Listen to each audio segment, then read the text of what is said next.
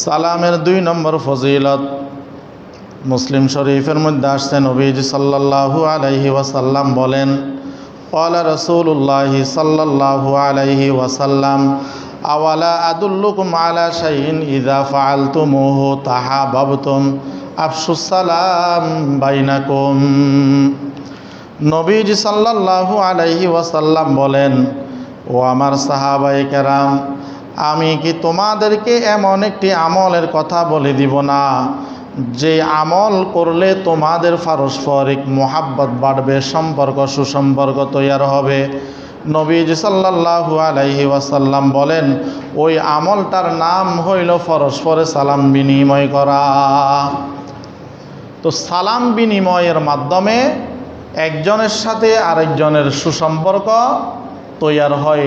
অনেক সময় সালামের মাধ্যমে দুশ্মন ও বন্ধুতে পরিণত হয়ে যায়। এই জন্য আপনার সাথে যদি কারো দুশ্মনী থাকে, আপনি তাকে বেশি বেশি সালাম দেন। আপনি তাকে বেশি বেশি কী করেন? সালাম দেন। তো সালামের ২ নম্বর ফজিলত বললাম, সালামের মাধ্যমে পারস্পরিক সুসম্পর্ক তৈরি হয়।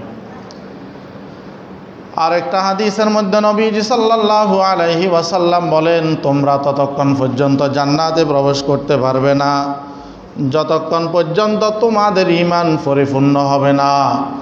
নবীজি সাল্লাল্লাহু আলাইহি ওয়াসাল্লাম বলেন, আমি কি তোমাদেরকে বলবো এই ঈমান পরিপূর্ণ হওয়ার মাধ্যম কি?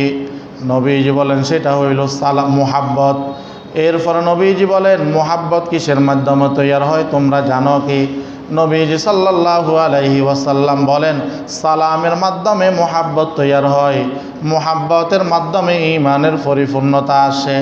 ঈমানের পরিপূর্ণতা আসলে তোমার ঠিকানা হবে জান্নাত। তোমার ঠিকানা হবে জান্নাত। এই জন্য সালামের ২ নম্বর ফজিলত হলো, সালামের মাধ্যমে পারস্পরিক সুসম্পর্ক সৃষ্টি হয়। সালামের মাধ্যমে পারস্পরিক সুসম্পর্ক কি হয়? সৃষ্টি হয়। সাহাবায়ে কেরামরা সালামের ফজিলত শোনার পরে বাজারে যাইতেন, বাজারে।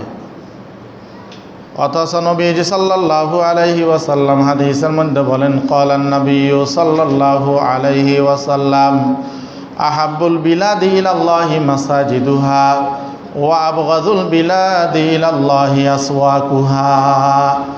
নবীজি সাল্লাল্লাহু আলাইহি ওয়াসাল্লাম বলেন, পৃথিবীর মধ্যে সর্বশ্রেষ্ঠ জায়গা যেটি, সেটির নাম হইল মসজিদ। আর সর্বনিকৃষ্ট যেই জায়গা, সেই জায়গার নাম হইল বাজার। আর ওই নিকৃষ্ট জায়গায় সাহাবায়ে কেরাম শুধুমাত্র বাজারে যাইতেন মানুষকে কি করার জন্য? সালাম দেওয়ার জন্য। আব্দুল্লাহ ইবনে ওমর রাদিয়াল্লাহু তাআলা আনহুর ব্যাপারে বর্ণিত আছে, তিনি বাজারে এক পাশ দিয়ে প্রবেশ করতেন, সালাম করতে করতে অন্য পাশ দিয়ে সালাম করতে করতে কি হইতেন? বের হইতেন। তো সালামের মাধ্যমে কি হয়? পারস্পরিক সুসম্পর্ক সৃষ্টি হয়।